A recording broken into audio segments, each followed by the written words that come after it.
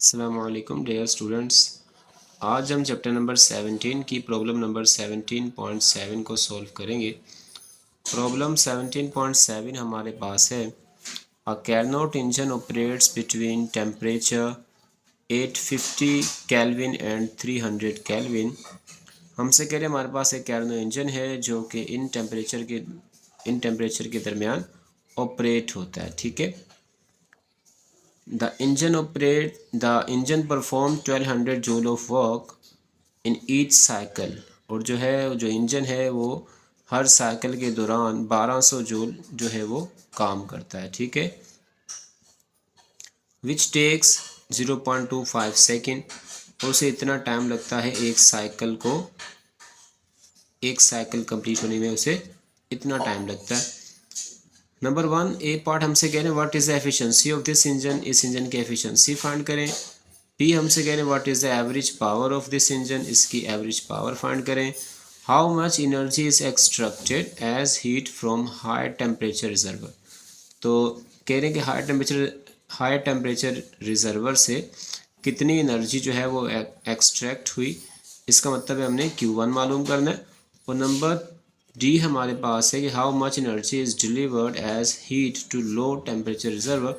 और low temperature तक हमारे पास जो एनर्जी कितनी डिलीवर हुई, इसका मतलब हमने Q2 की वैल्यू फाइंड आउट करेंगे। तो हम इसका डेटा बना दें। सबसे पहले हमारे पास जो है देखिए हमें यहाँ पर दो टेम्परेचर गिवन है और ये हमारे पास जो टेम्परेचर है ये हाई है और ये हमारे पास टेम्परेचर लो है। इसका मतलब इसको हम T1 का नाम दे देंगे और इससे हम T2 का नाम दे देंगे। T1 हमारे पास है 850 केल्विन और T2 हमारे पास है 300 केल्विन। इसके बाद हमें जो है वर्क डन गिवन है 1200 जूल। ठीक है। जो वर्क डन हमें गिवन है 1200 जूल गिवन है और हमें जो एक साइकिल कंप्लीट होने के जो हमें टाइम लग रहा है वो हमारे पास 0.25 सेकेंड हमें टाइम भी गिवन है। ये हमारे पास वर्क डन है और ये हमें टाइम गिवन है। हमें एफिशिएंसी मालूम करनी है, पावर मालूम करनी है, Q1 Q2 की वैल्यू फाइंड करनी है। देखिए भी हमें एफिशिएंसी, पावर, Q1 Q2 की हमने वैल्यू फाइंड करनी है। ठीक है। इसके लिए हमें जो है फॉर्मूलाज हम कुछ यूज़ करेंगे। हमारे पास जो ए पार्ट के लिए एफिशिएंसी के लिए हम जो फॉर्मूला यूज़ करेंगे वो ये फॉर्मूला यूज़ करेंगे 1 - T2 अपॉन T1 इंटू 100। और पावर के लिए हम जो है फॉर्मूला यूज़ करेंगे work done upon time. Efficiency equal होती है output upon input multiply by 100। तो हम यहाँ से Q1 की वैल्यू फाइंड करेंगे। ठीक है। उसके बाद हमें जो है Q2 फाइंड करना है। तो Q2 जो है हम इस फॉर्मूले से फाइंड करेंगे। Q2 हमारे पास है, यहाँ से निकल आएगा W is equal to Q1 minus Q2 से हम यहाँ से Q1 और Q2 यहाँ से फाइंड कर लेंगे। तो सबसे पहले हम जो है एफिशिएंसी मालूम करते हैं। एफिशिएंसी हमने फाइंड की। एफिशिएंसी देखिए हमारे पास फॉर्मूला हमारे पास क्या है एफिशिएंसी का 1 - T2 अपॉन T1। तो T2 हमें गिवन था 300 और T1 हमारे पास है 850। इनकी वैल्यू पुट की हमने और इसको हमने डिवाइड किया। हमारे पास ये आंसर आ जाएगा। इसको 1 में से माइनस करेंगे, हमारे पास ये आंसर आएगा। इसको 100 से मल्टीप्लाई करवाएंगे तो हमारे पास जो एफिशिएंसी आ जाएगी 64.8%। और इसको हम राउंड ऑफ करेंगे तो हमारे पास आंसर आ जाएगा इसका 65%। ठीक है। इसके बाद हम जो है बी पार्ट करेंगे। बी पार्ट हमारे पास क्या पावर हमें फाइंड करनी है, वो हमारे पास क्या वर्क डन अपॉन टाइम। जो हमें वर्क डन गिवन है वो हमारे पास 1200 जूल है और जो हमें टाइम गिवन है 0.25 सेकेंड है। तो इसकी हमारे पास जो पावर आ जाएगी वो हमारे पास आ जाएगी 4800 वॉट। ठीक है।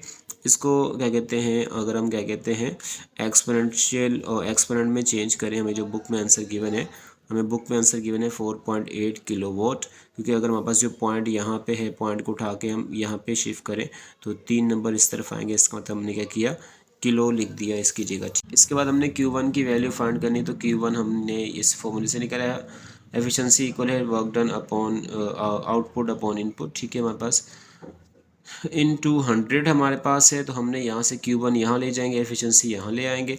ठीक है। Q1 यहाँ आ गया, एफिशिएंसी यहाँ आ गई और हमने इनकी वैल्यू पुट कर दी। हमारे पास जो वर्क डन था वो हमारे पास कितना है 1200 और हमारे पास जो एफिशिएंसी थी वो 64.8। हमने ये वाली वैल्यू लिखी 64.8। क्योंकि अगर हम 65 लिखेंगे तो हमारे पास जो आंसर है वो बुक से मैच नहीं करता, काफ़ी बड़ा आंसर आ जाता है। ठीक है। और अगर हम जो है इसके ये वाला लेते हैं तो हमारे पास कमोबेश बुक के जो आंसर है उसके आसपास हमारे पास ये आंसर आता है। इन दोनों को डिवाइड करके इससे मल्टीप्लाई करेंगे, हमारे पास जो आंसर आ जाएगा 1851.8 जूल। ठीक है, इसके बाद हमने डी जो इसका ऑप्शन है हमने Q2 फाइंड करना है। हमने ये वाला फॉर्मूला यूज़ किया, W = Q1 - Q2। यहाँ से Q2 निकालेंगे, Q2 इधर आके माइनस का प्लस का हो जाएगा और वर्क डन इधर आके माइनस का हो जाएगा। हमें जो वर्क डन और जो हमारे पास Q1 की वैल्यू है वो हमारे पास है 1851.8, ये लिखेंगे। इसमें से वर्क डन हमारे पास कितना है 1200, इसको इसमें से माइनस कर देंगे तो हमारे पास इसका जो रिज़ल्ट है वो आ जाएगा 651.8 जूल। ठीक है, बुक में इसका आंसर जो है 655 आंसर आ रहा है।